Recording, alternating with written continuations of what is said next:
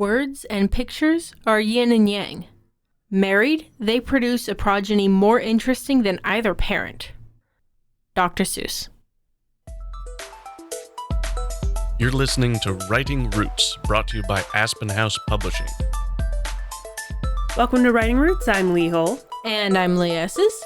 Though our quote came from somebody who wrote and drew picture books, we are focused today on the medium of comic books and writing for comics. Especially since the MCU started taking over the box office, I feel like comic books have become much more predominant in my life as someone who consumes entertainment. I don't necessarily spend a lot of time around comic books, but I know a lot more people that do. And I'm aware that a lot of the stories that I love to consume in other facets started with a comic book. So, of course, your examples of comic books, your most popular ones are going to be your Marvel and your DC.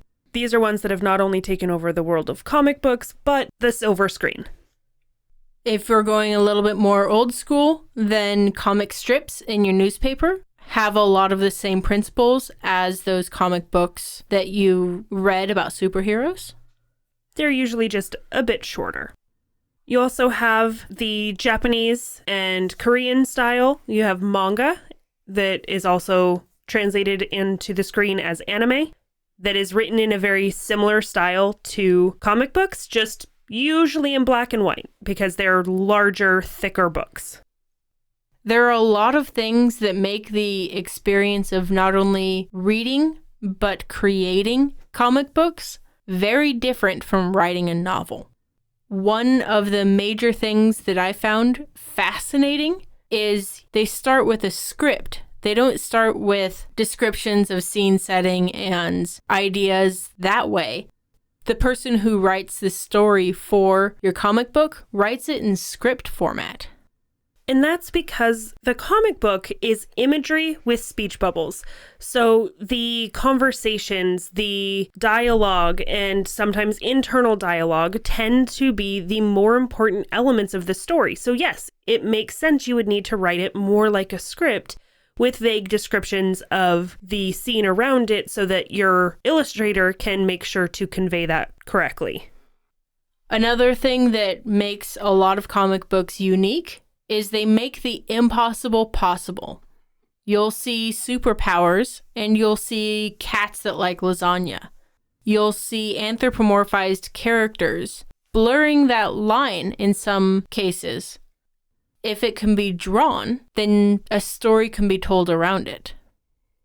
Another fun thing about doing comics is that it is somewhat collaborative, unless you are the illustrator and author yourself and you're doing something like a web serial. If you are writing for a comic book for Marvel, it is going to be collaborative. You're going to work with the artist. You're probably going to work with another writer as well. And the art style is almost like the cover of your book. You can tell by the art style who your target audience is going to be. If it's something like Jim Davis, who's doing Garfield, or XKCD, who's literally doing stick figures, sometimes they have a hat, versus Ennis and some of these other people who are doing the superhero, dark, gritty type style. It conveys different audiences immediately.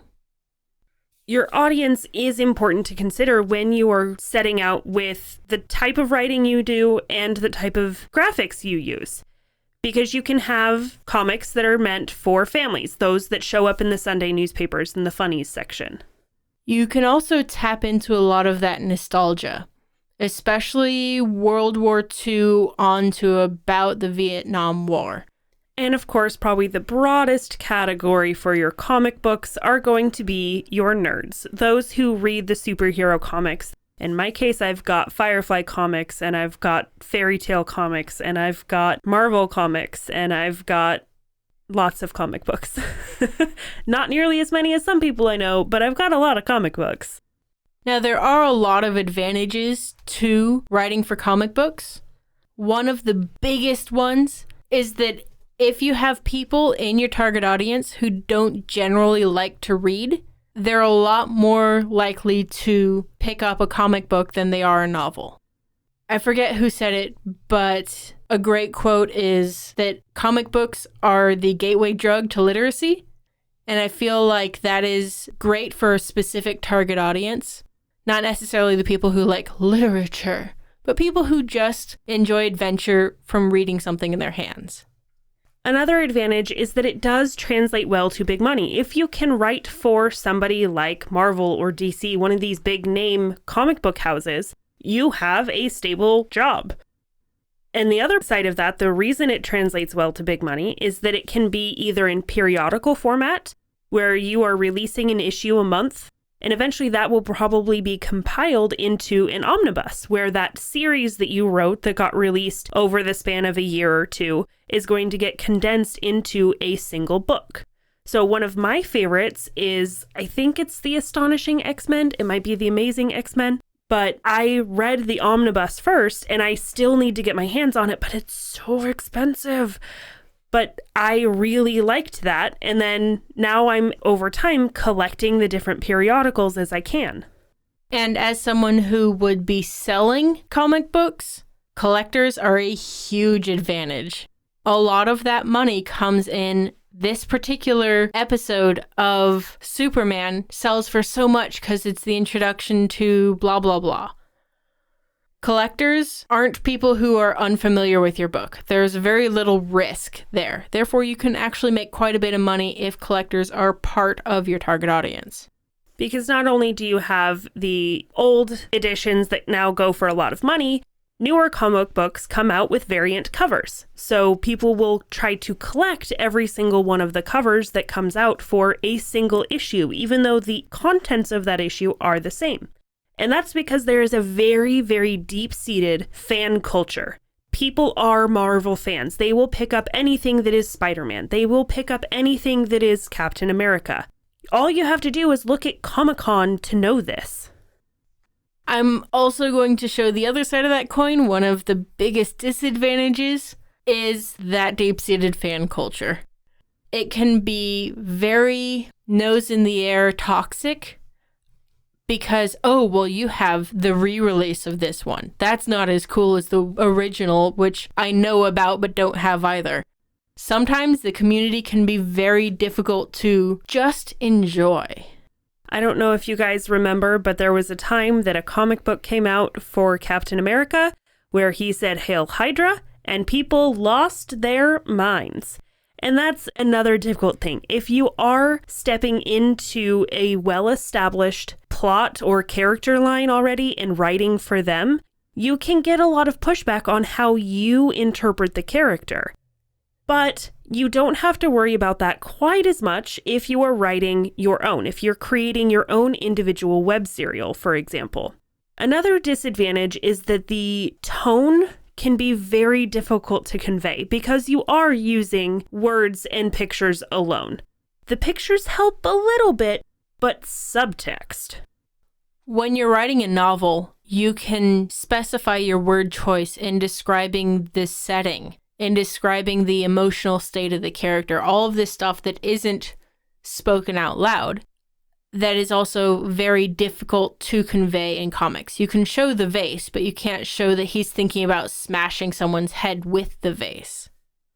You do have some ability to include an internal narrative, just you don't include it in the speech bubble, you include it outside a speech bubble, but it is still very limited. You have only so many words that you can put inside of a single comic book frame. Another disadvantage is that these tend to be consumed alone. This is not something where you're sitting with a bunch of friends at a movie theater watching a Marvel movie. You are sitting by yourself reading a comic book. It's really hard to share those with others. Especially if you're a collector. So, of course, if you are looking to get into comic books, there are genres. One of the biggest genres, kind of the type of thing that started comic books themselves, is the superhero genre. Another popular one is political cartoons, if you're looking at doing comics outside of the comic book style. Comic books have a long history of political commentary, starting from about the Vietnam War, as I recall. Comic style writing is also very popular for satire. You get a lot of political satire, especially in comics. One of the first indications that I found that superheroes were wrapping up in the genre cycle is we started seeing a lot of satire. It started creeping in about 3-4 years ago, and it's becoming more and more popular. The TV show The Boys, a lot of that is making fun of superhero culture. And of course, as implied by the word comic, comedy is a very big one. And I will also add that in web serial format for comics, romance is a very, very popular genre these days. If you are looking for a shorter form writing, if you're looking especially to focus on your dialogue writing, or if you happen to also be a very good artist, consider comic books because people do read them. Web serials are really popular these days. Comic books are still very popular. It is a very good format to dive into if you are looking for a way to potentially make money off of your art, because that is what comic books are. They are art, just with a little bit of writing. To create comic books, all you need to do is Write selfishly. If you have a question or comment for our hosts or a topic you'd like us to cover, send us an email at writingroots@aspenhousepublishing.com or find us on Facebook by searching for Aspen House Publishing.